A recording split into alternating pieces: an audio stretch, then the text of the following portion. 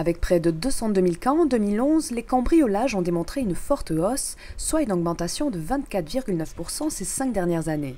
Des braquages qui n'arrivent pas seulement qu'aux autres et dont certains foyers tentent de se prémunir en ayant recours à la télésurveillance. Un dispositif qui se développe peu à peu et dont les assureurs récompensent l'utilisation.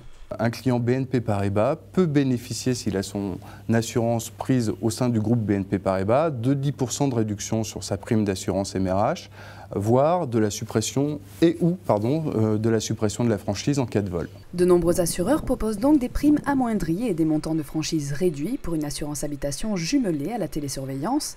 Attention cependant à ne pas faire l'amalgame entre télésurveillance et vidéosurveillance personnelle. Un service de télésurveillance est une prestation qui consiste à recevoir les informations d'alarme en provenance du domicile d'un client, d'effectuer une levée de doute, c'est-à-dire que le télésurveilleur va contacter le client à son domicile de façon à identifier la source du déclenchement d'alarme. Si c'est le client qui répond au téléphone ou qui répond à la voix de l'opérateur, un échange de code confidentiel s'opère et à ce moment-là, la procédure s'arrête. Dans le cas contraire, il y a envoi d'une société d'intervention pour vérifier si oui ou non il y a eu une effraction.